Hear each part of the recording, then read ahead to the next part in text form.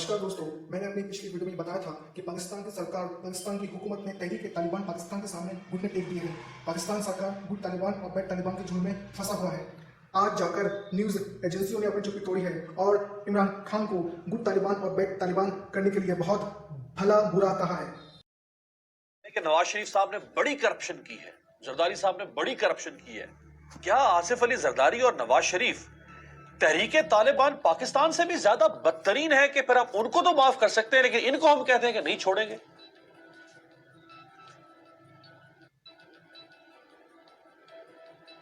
इमरान साहब को गाइड कर रहे हैं या एडवाइस कर रहे हैं या putting him on the wrong path, और इनका एंड लगता है 5 साल से पहले ही हो जाएगा जिस तरीके से ये इन्होंने सिलसिला शुरू किया है। देखें अपना अमीर अब्बास साहब, ये सिलसिला नहीं चल सकता है इस तरीके से। अभी आप देखें, जब पेशावर का अटैक हुआ, the whole nation went into shock, यानी 150 बच्चों को मैसेकर किया गया। जैसे अपना राना सलाउना साहब ने कहा कि जो जिनकी शहीद जो शहादतें हुई हैं जो ऑफिसर्स के, आई मीन उनकी फैमिलीज भूल सकती हैं? जो जवान हमारे शहीद हुए हैं, जिनकी डेड बॉडीज जा रही हैं उनके गांव में, वो भूल सकते हैं उनकी फैमिली? या पाकिस्तान मिलिट्री भूल सकती है जो उन्होंने अटैक यानी GHQ तक पहुंच गए थे, जो मस्जिदों में अटैक उन्होंने किया? नहीं। I think somebody is putting the prime minister on the wrong path. This will be a disaster for him.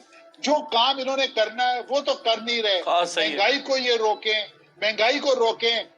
अभी 1 साल के बाद इलेक्शन कैंपेन में चले जाएंगे, ये क्या जाके मुंह दिखाएंगे?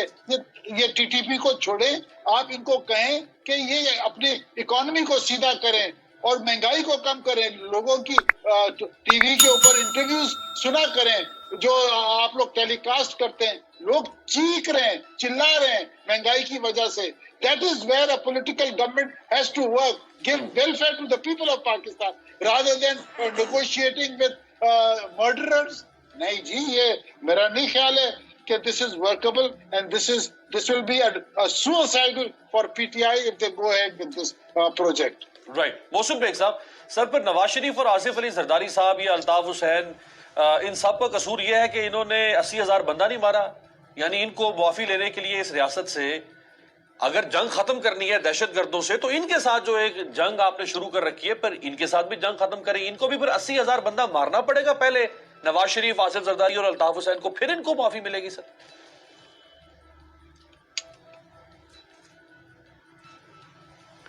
देखिए, इसमें बड़ा फ़र्क है अमीर अब्बास। बेसिकली ये जितने पॉलिटिकल अपोनेंट्स हैं खान साहब के, ये समझते हैं ये उनके राइवल्स हैं।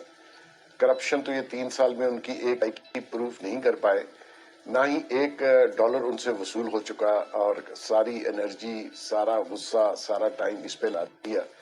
मुझे नहीं पता उनके केसेस सच हैं या नहीं, ज़ाहिर होंगे उन्होंने करप्शन की होगी, लेकिन आपने कोर्ट ऑफ लॉ में प्रूफ करना है। ज़बानी जमा खर्च आप पिछले 4-5 साल से अभी तक लगे हुए हैं कि जदादें छुपाई हैं, जदादें बताओ कहाँ से बनाई हैं। ये सवाल इन पे भी होता है खान साहब पे, कम चीज़ें इनके पास भी हैं जो ये एक्सप्लेन नहीं कर पाएंगे। तो मकसद ये है कि वो तो इनके ओपोनेंट हैं, ये चाहते हैं मेरे सारे ओपोनेंट या मर जाएं या डिस्क्वालीफाई हो जाएं या जेल में चले जाएं और मैं अकेला राज करूं। और जो बेग साहब ने अभी बात की कि नेक्स्ट ईयर इलेक्शन ये जाएंगे, तो ये तो EVM मशीन का सहारा है और ओवरसीज पाकिस्तानी का सहारा, और बाकी एक सहारा और भी है जो सबको पता है। ये चाहते हैं नेक्स्ट टाइम भी मैं चीटिंग करके पास होके वापस इक़्तिदार में आ जाऊं। TTP, तालिबान, ये जब सारे लोगों से ये जो डायलॉग करना चाहते हैं, ये बेसिकली खान साहब से डरते हैं। इन्होंने जब बुक लिखनी थी तो इन्होंने हमारे एक दोस्त से अफगानिस्तान तालिबान के ऊपर एक चैप्टर पे बात की, तो जब बुक छप गई तो उन्होंने पूछा कि आपने तो वो सारा गलत लिखा है। इसने कहा मैं तालिबान के खिलाफ नहीं जाऊंगा, आप चाहते हैं मैं तालिबान के हाथों मारा जाऊं। तो ये खान साहब वो जो बड़के बड़के हैं वो सिर्फ बज़ाहिर हैं, हकीकत में ये स्ट्रेंथ ऑफ पावर के साथ अगर डायलॉग हो, और रियासत हमेशा स्ट्रेंथ से बात करती है, जिससे भी करती है, वीकनेस से नहीं करती। और वीकनेस अभी आप दिखा रहे हैं, और जिस तरीके से आपने कि जी मिलिट्री सोल्यूशन नहीं, मिलिट्री सोल्यूशन नहीं, क्यों नहीं भाई मिलिट्री सोल्यूशन? तो हमने आर्मी किस लिए रखी हुई है? ہم مارے جائیں, آرمی والے مارے جائیں اور آگے سے ہم ہتھیار نہ اٹھائیں.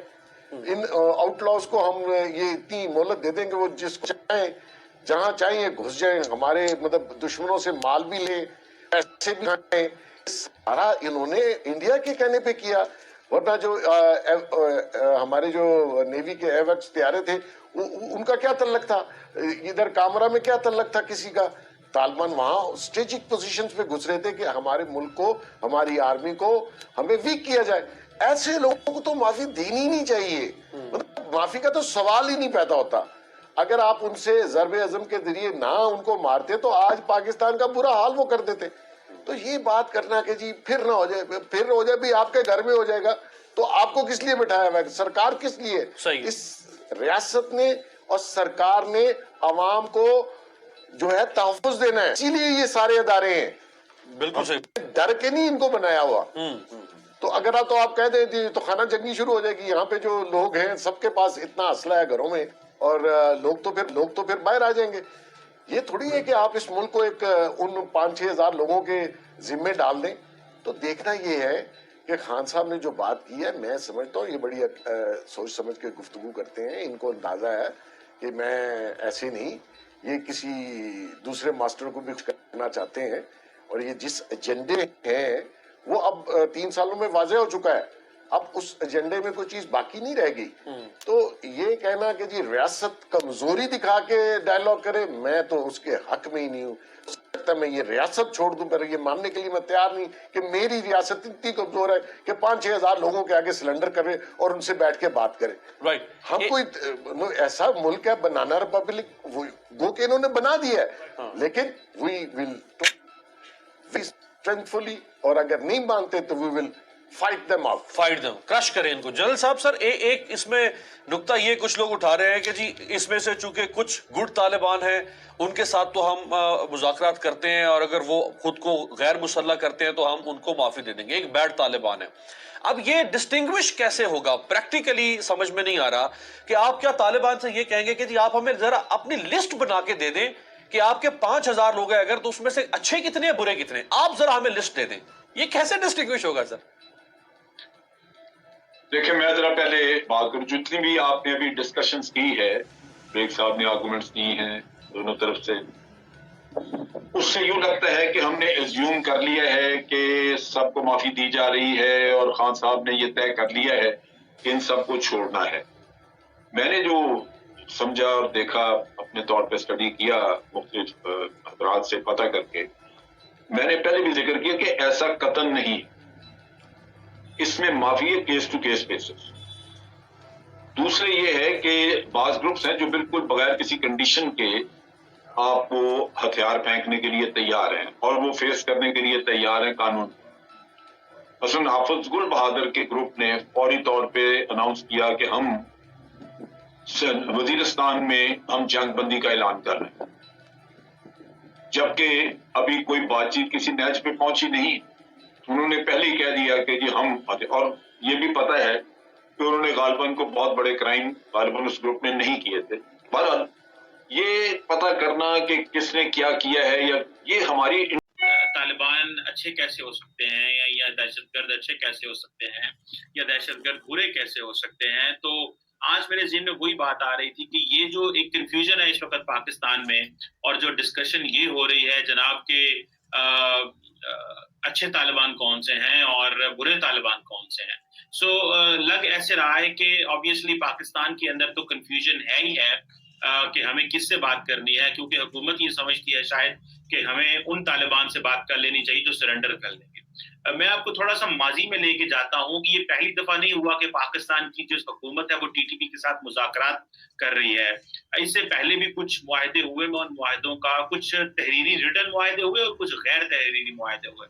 جو سب سے مشہور معاہدہ اور پہلا معاہدہ ہوا تھا اس کو شکیئی امن معاہدہ کہا جاتا تھا, جو کہ اپریل 2004 میں کیا گیا تھا اور اس وقت پاکستان کے ہی ایک ابھی تو گزاری بات سابق ہیں اس وقت کے جو G O C general officer commanding major general Safdar Hussain نے ایک دہشت گرد جو کہ اس وقت 27 سال کا نیک محمد تھا اس کے ساتھ معاہدہ کیا اور اس معاہدے کے تحت آبویسلی وہ چاہتے یہ تھے کہ پاکستان کے اوپر پریشر ڈالا جاتا تھا کہ امریکہ پاکستان پر پریشر ڈالتا تھا کہ پاکستان ان کے خلاف آپریٹ کرے جبکہ پاکستان یہ چاہتا تھا کہ ہم ان کے ساتھ ڈائیلاگ کر لیں اور کسی طرح ان کو سرنڈر کرا لیں لیکن یہ جو طالبان تھے خاص کر یہ جو نیک محمد تھا اس نے بہت سارے طالبان کو اپنی جیلوں میں بھی رکھا ہوا تھا جو ازبک تھے چچن تھے چینی تھے اور افغان جنگجو بھی تھے اور ان کے مختلف جو وہ طبقہ فکر کے وہ لوگ تھے اب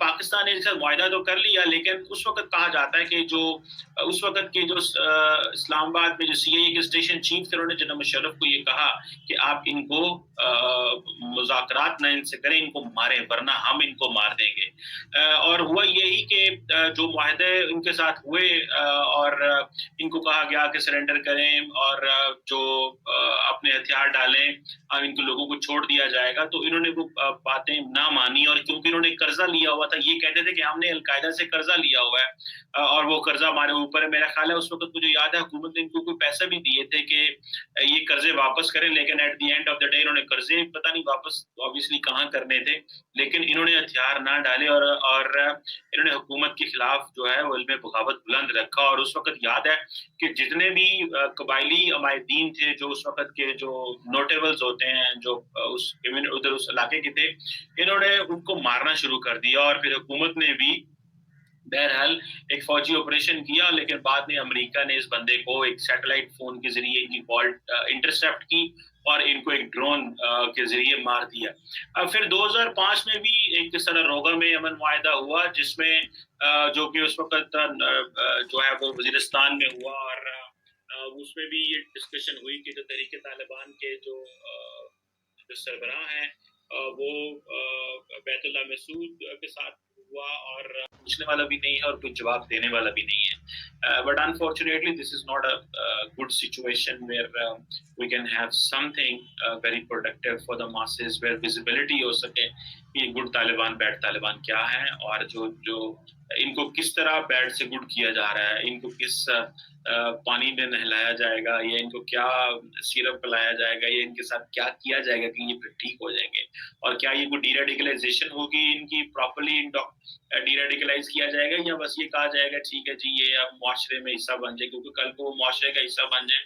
اور وہ اسی طرح بیہیو کرنا شروع کر دیں وہ اپنی ایک اگریسو پوسچرز رکھیں وہ کیونکہ ان کو گنز کا استعمال بھی آتا ہے ان کو اسلحے کا استعمال بھی آتا ہے ان کو شاید بام میکنگ بھی آتی ہے ان کو پتہ نہیں کیا کیا چیزیں انہوں نے اتنے سالوں میں سیکھی ہیں وہ ٹیررسٹ کیمپس میں رہتے رہے ہیں they are not normal people تو ان کو ڈی ریڈیکلائز کس طرح کرنا ہے کیا گڈ طالبان کو کس طرح بنانا ہے یہ ایک معاشرے کے لیے بہت بڑا ہے سوال ہے اور اس کی کیا کاسٹ ہوگی جب یہ لوگ مین اسٹریم ہوتے ہیں آپ کے معاشرے میں گھس جائیں گے تو یہ لوگ کس طرح ان کو مین اسٹریم کیا جائے گا ہم مثالیں تو پوری دنیا کی دیتے ہیں لیکن جو پوری دنیا کی مثالیں ہیں اس میں they are very costly examples of deradicalization اس سارے پروسیس میں سو یہ جو